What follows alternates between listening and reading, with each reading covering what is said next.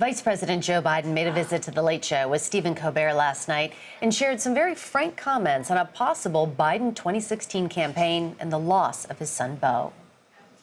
I don't think any man or woman should run for president unless, number one, they know exactly why they would want to be president, and two, they can look at the folks out there and say, I promise you, you have my whole heart, my whole soul, my energy, and my passion to do this. And I'd be lying if I said that I knew I was there. There were some lighter moments in the interview. Vice President joked with Colbert, saying he thought the comedian should run for president again, and he offered to be his running mate.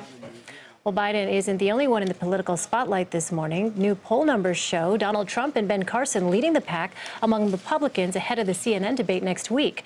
Washington Post political reporter Amber Phillips joins us now to talk about all of this. And Amber, thanks for being with us. I want to get to the GOP debate and poll numbers, but first, I'd like to talk about Joe Biden's comments last night on The Late Show. He was so candid and so frank, and you could just hear the pain in his voice. What did you make of that? Yeah, I mean, I almost choked up hearing him talk about his son, Beau Biden, again.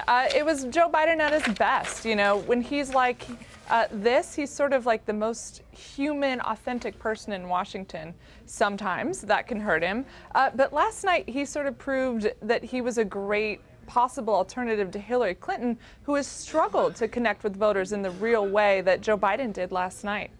If Biden runs, Amber, realistically, what are his chances? We saw some poll numbers that came out showing that he's behind Hillary Clinton by quite a bit, along with Bernie Sanders. Yeah, exactly. He's still behind Hillary Clinton. And right now, his poll numbers are arguably at their best, you know, because he is the candidate on the other side of the grass. You know, we're arguing he's pretty popular because he's not in the race right now. And he and Hillary Clinton share a base. They're white voters, college-educated, upper middle class. So it's hard to see a path for him to victory unless Hillary Clinton continues to have terrible poll numbers. She's got to do way worse than she even is right now. We'll see how that plays out. Turning to the Republicans now, Amber, you now have the three GOP outsiders leading the polls and fighting for dominance. How does that change the race here? Yeah, it's fascinating to see, you know, I think 2/3 of the voters in Iowa in one poll support, you know, the top 3-4 outsiders in this race. And it's this week we've seen the outsiders attack each other, sort of play politics the way they're arguing that the more established politicians tend to do. You know, Ben Carson, Carly Fiorina trying to whack at Donald Trump, you know, trumping them down, if you will.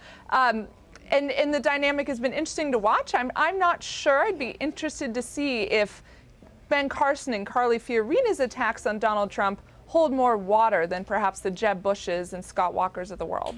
Well, that's interesting because he seems to be, Donald Trump seems to be a sort of Teflon Don. Nothing he says or does seems to stick or hurt his campaign. So do you think those other people that you mentioned might have a better shot at that? Or how do you think the debate is going to play out? Do you think they're going to go after him or try to just get attention and try to get some spotlight put on them? Right. So the debate, it is going to be a fascinating dynamic. I think the more establishment candidates have realized that attacking Donald Trump doesn't work. He has what I call a magic coat of armor, you know, where someone attacks him, he throws it back 10 times harder. With the establishment, or with the outsider candidates like Carly Fiorina, the news all day yesterday was Donald Trump's attacks on her. You know, only Donald Trump can elevate to the sort of outlandish rhetoric that gets all of us talking about it nonstop.